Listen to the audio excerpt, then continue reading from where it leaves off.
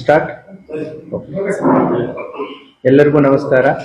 ಇವತ್ತಿನ ದಿನ ವಿಜಯಪುರ ಜಿಲ್ಲಾ ಪೊಲೀಸ್ ವತಿಯಿಂದ ಈ ಭೂ ಕಬಳಿಕೆ ಪ್ರಕರಣಗಳಿಗೆ ಸಂಬಂಧಪಟ್ಟಂತೆ, ಲ್ಯಾಂಡ್ ಗ್ರ್ಯಾಬಿಂಗ್ ಪ್ರಕರಣಗಳಿಗೆ ಸಂಬಂಧಪಟ್ಟಂತೆ ಇವತ್ತೊಂದು ಪ್ರೆಸ್ ಮೀಟ್ ಕರೆದಿದೆ.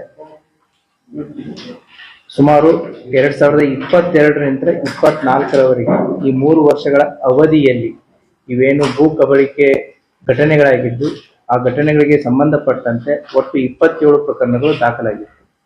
ಆ 27 ಪ್ರಕರಣಗಳು 2022 ಮತ್ತು 2024 ಮಧ್ಯೆ ಆದಂತ ಈ ಎಲ್ಲಾ ಘಟನೆಗಳಿಗೆ ಸಂಬಂಧಪಟ್ಟಂತೆ 27 ಪ್ರಕರಣಗಳು ದಾಖಲಾದ ಮೇಲೆ ಬೇರೆ ಬೇರೆ ಪೊಲೀಸ್ ಠಾಣೆಗಳಲ್ಲಿ ದಾಖಲಾಗಿದ್ದರಿಂದ ಅವುಗಳ ಇನ್ವೆಸ್ಟಿಗೇಷನ್, ಯಾಕಂತಂದ್ರೆ ಮಾಡಸ್ ಆಪರೆಂಡಿ ಒಂದೇ ಇರೋದ್ರಿಂದ ಇವುಗಳ ಇನ್ವೆಸ್ಟಿಗೇಷನ್ ಸುಲಭವಾಗಿ ಮತ್ತೆ ಒಂದೇ ರೀತಿಯಲ್ಲಿ ಮತ್ತೆ ದಾಖಲಾತಿಗಳ ಸಂಗ್ರಹ ಆಗಿರಬಹುದು, ಇನ್ನಿತರ ವಿಚಾರಗಳಿಗೋಸ್ಕರ ಒಂದು ಸ್ಪೆಷಲ್ ಇನ್ವೆಸ್ಟಿಗೇಷನ್ ಟೀಮ್ ಅನ್ನ ನಮ್ಮ ಅಡಿಷನಲ್ SP ರಾಮನಗೌಡ ಹಟ್ಟಿ ಅವರ ನೇತೃತ್ವದಲ್ಲಿ ಇನ್ಸ್ಪೆಕ್ಟರ್ ಪರಶುರಾಮ್ ಮನಗೂಳಿ ಮತ್ತು PSI ಆದಂತಹ IM ದುಂಡಿಸಿ ಬಸವನ ಬಾಗೇವಾಡಿ ಮತ್ತೆ PSI ಅಪರಾಧ ತಾಳಿಕೋಟೆ RS ಬಂಗಿ ಮತ್ತೆ ಅವರ ಜೊತೆಗೆ ನಮ್ಮ ಇನ್ವೆಸ್ಟಿಗೇಷನ್ ಸಿಬ್ಬಂದಿಗಳಾದಂತಹ IM ಪೆಂಡಾರಿ ಮತ್ತೆ YB ಕವಾಡೆ ಮತ್ತೆ SP ಹುಣಸಿಕಟ್ಟಿ ಹೀಗೆ ಒಂದು ವಿಶೇಷ ತನಿಖಾ ತಂಡವನ್ನ ರಚನೆ ಮಾಡಿಕೊಂಡು ಕಳೆದ 1 ವರ್ಷದಿಂದ ಈ ಎಲ್ಲ 27 ಪ್ರಕರಣಗಳನ್ನ ತನಿಖೆ ಮಾಡಿ ಈಗ ಒಂದು ಲಾಜಿಕಲ್ ಎಂಡಿಗೆ ತರಲಾಗಿದೆ. ಈ 27 ಪ್ರಕರಣಗಳ ಮಾಹಿತಿಯನ್ನ ಮತ್ತೆ ಆ ಪೊಲೀಸ್ ಠಾಣಾ ವ್ಯಾಪ್ತಿ ಎಲ್ಲ ಮಾಹಿತಿಗಳನ್ನ ನಿಮಗೆ ಪ್ರೆಸ್ ನೋಟ್ನಲ್ಲಿ ಕೊಡಲಾಗಿದೆ. ಈ 27 ಪ್ರಕರಣಗಳಲ್ಲಿ ಒಟ್ಟು 25 ಪ್ರಕರಣಗಳಲ್ಲಿ ಭೂ ಮಾಲೀಕರು 158 ಎಕರೆ 13 ಗುಂಟೆ ಜಮೀನು ಮತ್ತೆ 9 NA ಪ್ಲಾಟ್ಗಳನ್ನ ಈ ಇನ್ನೋಸೆಂಟ್ ಜನರ ಈ ಲ್ಯಾಂಡ್ ಅನ್ನ ಗ್ರ್ಯಾಬ್ ಮಾಡಿರ್ತಾರೆ. ಈ ಎಲ್ಲಾ ಪ್ರಕರಣಗಳಲ್ಲಿ ಈ ಭೂ ಮಾಲೀಕರ ಪಟ್ಟಿ ಆಧಾರ್ ಕಾರ್ಡ್ಗಳನ್ನ ಮತ್ತೆ ಪಟ್ಟಿ ಪತ್ರಗಳನ್ನ ತಯಾರು ಮಾಡಿ ತಮ್ಮ ಹೆಸರುಗಳಲ್ಲಿ ಖರೀದಿ ಮಾಡಿಕೊಂಡಂತ ಈ ಪ್ರಕರಣಗಳು. ಒಟ್ಟು ಇದರಲ್ಲಿ 27 ಪ್ರಕರಣಗಳಲ್ಲಿ 25 ಪ್ರಕರಣಗಳು ಚಾರ್ಜ್ ಶೀಟ್ ಆಗಿದೆ, 2 ಪ್ರಕರಣಗಳು ಬಿ ರಿಪೋರ್ಟ್ ಆಗಿದೆ. ಈ 25 ಪ್ರಕರಣಗಳಲ್ಲಿ ಒಟ್ಟು 200 ಜನ ಆರೋಪಿತರನ್ನಾಗಿ ದೋಷಾರೋಪಣಾ ಪಟ್ಟಿಯನ್ನ ಈಗಾಗಲೇ ಮಾನ್ಯ ನ್ಯಾಯಾಲಯಕ್ಕೆ ಸಲ್ಲಿಸಲಾಗಿದೆ. ಅವರು ಯಾವ ರೀತಿ ವಂಚನೆ ಮಾಡ್ತಿದ್ರು ಅನ್ನೋದು ನಾವು ಸಾರ್ವಜನಿಕರಿಗೆ ತಿಳಿಸೋದು ಅತಿ ಅವಶ್ಯಕವಾಗಿದೆ. ಹಾಗಾಗಿನೇ ಇವತ್ತಿನ ಪ್ರೆಸ್ ಮೀಟು. ಯಾವ ರೀತಿ ಈ ಗ್ಯಾಂಗ್ ಅನ್ನ ಕಟ್ಟಿಕೊಂಡು ಅದರಲ್ಲಿ ಸುಮಾರು 9 ಜನ they are the repeated offenders ಅಂತಂದ್ರೆ ದೇ ಆರ್ ಆರ್ಗನೈಸ್ ಆಗಿ ಈ ರೀತಿಯಾಗಿ ಕೆಲಸವನ್ನ ನಿರ್ವಹಿಸ್ತಾ ಇದ್ರು. ಇನ್ನು ಉಳಿದಂತ ಜನ ಇವರಿಗೆ one or the other way ಸಾಕ್ಷ್ಯಾಧಾರಗಳಾಗಿ ಆಗಲಿ ಅಥವಾ ಒರಿಜಿನಲ್ ಮಾಲೀಕರ ಇಂಪರ್ಸನೇಷನ್ ಅವರ ಮರೆಮಾಚಿ ಇವರೇ ಒರಿಜಿನಲ್ ಓನರ್ಸ್ ಅನ್ನೋ ರೀತಿ ಮತ್ತೆ ಎಲ್ಲಾ ದಾಖಲಾತಿಗಳಿಗೆ ಸಿಗ್ನೇಚರು ಮತ್ತೆ ಸಬ್ ರಿಜಿಸ್ಟರ್ ಆಫೀಸ್ ವಿಸಿಟ್ ಮತ್ತೆ ಎಲ್ಲೆಲ್ಲಿ ಎವಿಡೆನ್ಸಸ್ಗಳು ಬೇಕಾಗುತ್ತೆ ಆ ರೀತಿಯಾಗಿ ಸಪೋರ್ಟ್ ಮಾಡಿದಂತ ಉಳಿದಂತ ಜನರು ಇದಕ್ಕೆ ಸಪೋರ್ಟ್ ಮಾಡಿರ್ತಾರೆ. ಹಾಗಾಗಿ ಒಟ್ಟು 200 ಜನರುಗಳ ಮೇಲೆ ಕೂಡ ಚಾರ್ಜ್ ಶೀಟ್ ಮಾಡಲಾಗಿದೆ. ಯಾವ ರೀತಿ ಇವ್ರು ಮಾಡ್ತಿದ್ರು ಅಂತಂದ್ರೆ ಇವರೆಲ್ಲ ಕಮಿಷನ್ ಏಜೆಂಟ್ಸ್ಗಳು, ಚಿಕ್ಕ ಪುಟ್ಟ ಪ್ಲಾಟ್ಗಳನ್ನ ಮಾರೋದು ಅಥವಾ ರಿಯಲ್ ಎಸ್ಟೇಟ್ ಮಾಡೋದು, ಇವರೇನು ಏಜೆಂಟ್ಸ್ಗಳು ಇರ್ತಾರೆ ಇವ್ರಿಗೆ ಮತ್ತು ಸಬ್ ರಿಜಿಸ್ಟರ್ ಆಫೀಸಲ್ಲಿ ಕೆಲಸ ಮಾಡುವಂತ ಬಾಂಡ್ ರೈಟರ್ಸ್ ಇವರಿಗೆ ಒಂದು ಸಂಬಂಧ ಇರುತ್ತೆ, ನಕ್ಸಸ್ ಇರುತ್ತೆ. ಇವ್ರಿಗೆ ಮತ್ತೆ ಬಾಂಡ್ ರೈಟರ್ಸ್ಗೆ ಅವ್ರಿಗೆ ವಿಚಾರಗಳು ಈಸಿಯಾಗಿ ಗೊತ್ತಾಗುತ್ತೆ.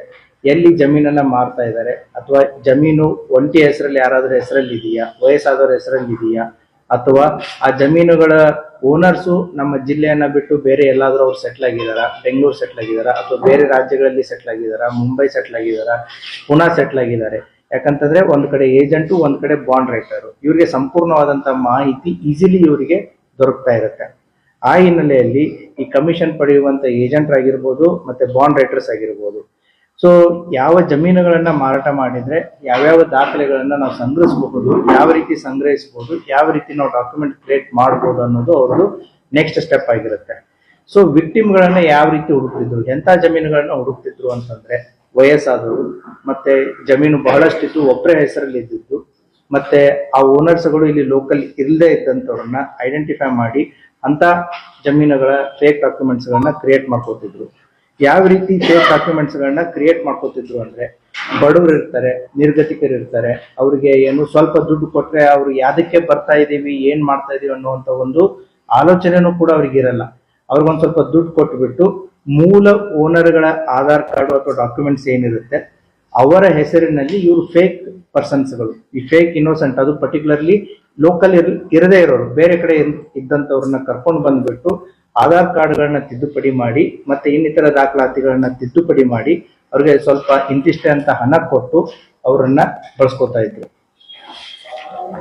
ನೆಕ್ಸ್ಟ್ ಇವ್ರದ್ದು ಮಾಡಲ್ಸ್ ಅಪ್ರೆಂಡ್ ಹೇಗೆ ಕಂಟಿನ್ಯೂ ಆಗುತ್ತೆ ಅಂತಂದ್ರೆ, ಈಗ ನಾವು ಒಂದು 4 ಜನ ಗ್ಯಾಂಗ್ ಮೆಂಬರ್ಸ್ ಇದೀವಿ ಅಂತಂತಂದ್ರೆ, ಈ ಫೇಕ್ ಓನರ್ಸೇ ಒರಿಜಿನಲ್ ಓನರ್ಸ್ ಬರದೇ ಇದ್ದಾಗ ಅವರ ಗುಂಪಿನಲ್ಲಿರುವಂತ ಒಬ್ಬ ಸದಸ್ಯನನ್ನೇ ಫೇಕ್ ಓನರ್ನಾಗಿ ಮಾಡಿ ಆತನಿಂದ ಆ ಗುಂಪಿನ ಇನ್ನೊಬ್ಬ ವ್ಯಕ್ತಿನೇ ಖರೀದಿ ಹಾಕೊಳ್ಳೋದು.